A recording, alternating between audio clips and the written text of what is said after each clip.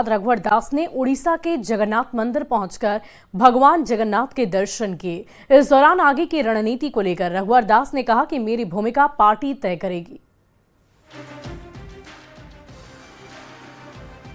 वो जगन्नाथ जी के इस पवित्र धरती उड़ीसा का 14 महीना करीब हमें सेवा करने का मौका मिला और उड़ीसा और इसके लोगों के प्रति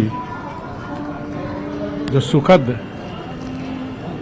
अनुभव था, जो गहराई से सम्मान था, वो मेरे यादगार क्षण रहेंगे। जब 100 वर्ष शताब्दी वर्ष उड़ीसा के लोग मनाएंगे तो एक विकसित उड़ीसा, जिस दिशा में वर्तमान सरकार आदरणीय मोदी जी के नेतृत्व में डबल इंजन की सरकार जिस तरह काम कर रही है, उड़ीसा की समृद्धि के लिए, उड़ीसा के गरीब जनता की सेवा में जिस तरह सरकार लगी हुई है, महाप्रभु जगन्नाथ 2036 तक विकसित उड़ीसा, जहां कोई गरीब ना रहे, हर लोग को मूलभूत सुविधाएं मिले, हर लोग को रोजगार मिले, हर खेत को पानी मिले। मेरी भूमिका पार्टी तय करेगी, क्योंकि मैं एक बहुत सामान्य मजदूर परिवार से आता हूँ और 1980 में ही मैं पार्टी का सदस्य बनकर बूथ अध्यक्ष से लेकर मंडल, प्रदेश, राष्ट्रीय स्तर तक और फिर झारखंड की जनता की सेवा करने का भी मौका मिला। और रघुवर दास ने इस्तीफा देने के बाद पूरे परिवार के साथ रजरप्पा मंदिर में पूजा अर्चना की, जिसकी तस्वीरें आपने देखी। तो रजरप्पा मंदिर में पूजा अर्चना की ये तस्वीरें हम आपको दिखा रहे हैं। पूरे परिवार के साथ उन्होंने पूजा अर्चना की है और इस्तीफे के बाद रघुवर दास ने ये पूजा की है। आपको बता दें कि उनका वापस झारखंड आगमन हो रहा है और इसकी पूरी तैयारी न सिर्फ उनके परिवार ने की है, बल्कि बीजेपी के तमाम कार्यकर्ता, नेता भी काफी उत्साहित नजर आ रहे हैं उनके आगमन को लेकर। और झारखंड के पूर्व सीएम रघुवर दास ने उड़ीसा के राज्यपाल पद से इस्तीफा दे दिया है, जिसके बाद प्रतुल सहदेव ने कहा कि निश्चित तौर पर रघुवर दास सक्रिय राजनीति में लौटेंगे। झारखंड को इससे कोई फायदा नहीं होगा। केंद्रीय नेतृत्व में उन पर हमेशा भरोसा जताया है। साथ ही कांग्रेस प्रवक्ता राकेश सिन्हा ने भी प्रतिक्रिया देते हुए कहा कि रघुवर दास का झारखंड में सक्रिय राजनीति में आने से महागठबंधन को और भी ज्यादा मजबूती मिलेगी।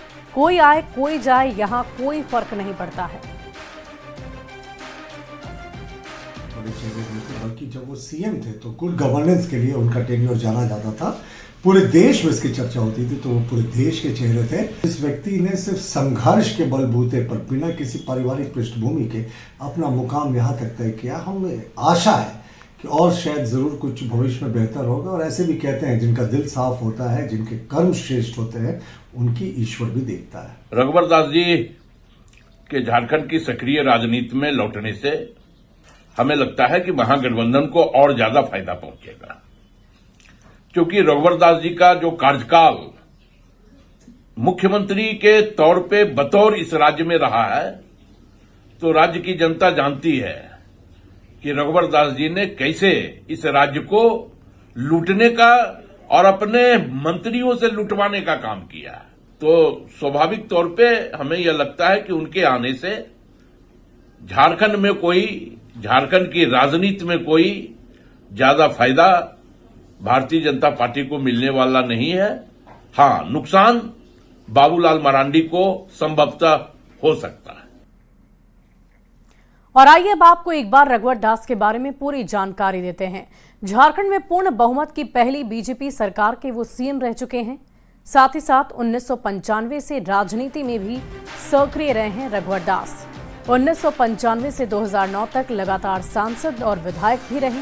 5 बार विधायक भी बन चुके हैं।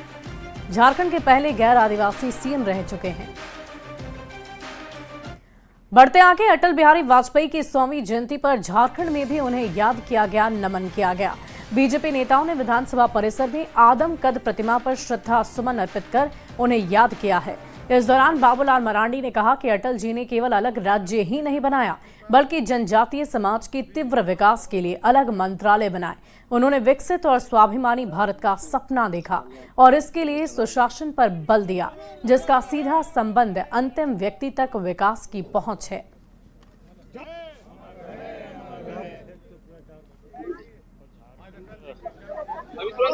कि हम सब लोग तो ऋणी हैं और मैं तो कहता हूं कि उनके साथ मंत्रिमंडल में भी रहे हैं, सरकार जब नहीं थी तो संगठन में भी हम सब लोग रहे, काम किए थे, और राज्य बना तो राज्य के मुख्यमंत्री भी बने, तो अनेक अनुभव उनके साथ स्मृतियां है।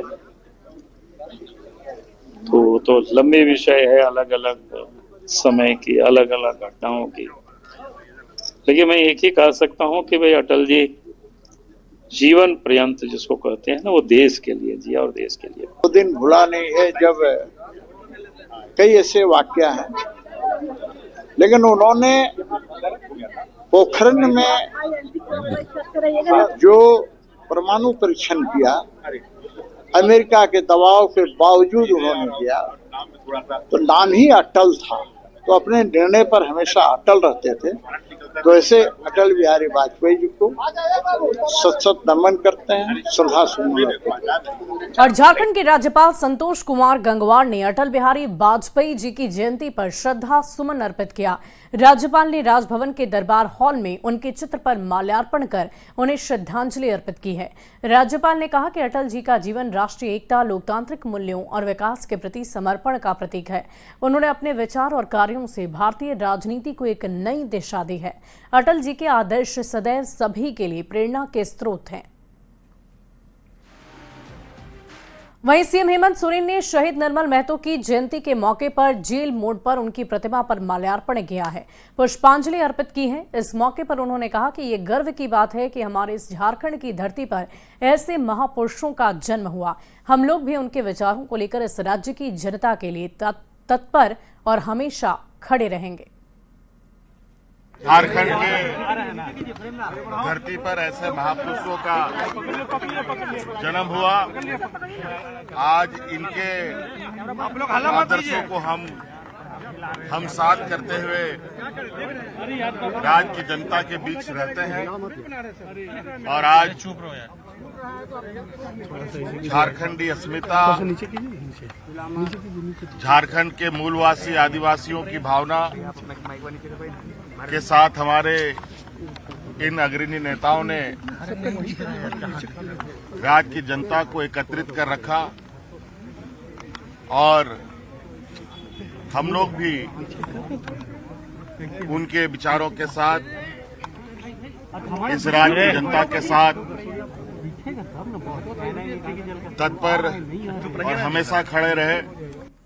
और अगली खबर गोड्डा से, जहां के बोआरीजोर अंचल से एक ऐसी खबर सामने आई जिसने शिक्षा व्यवस्था पर सवाल खड़े कर दिए। गोड्डा के राजकीयकृत मध्य विद्यालय में पढ़ने लिखने के लिए उपयोग होने वाली किताबों को जलाकर भोजन बनाया जा रहा है। किताब जलाकर किस कदर खाना पकाया जा रहा है उसकी तस्दीक ये तस्वीर कर रही है। सरकार ने खाना बनाने के लिए अन्य व्यवस्थाएं की हैं, लेकिन बावजूद किताब को फाड़कर कैसे आग में झोंका जा रहा उसकी तस्दीक ये तस्वीर कर रही है। और फिलहाल इस बुलेटिन में अभी के लिए बस इतना ही। आप बने रहे न्यूज़ 18 बिहार झारखंड के साथ।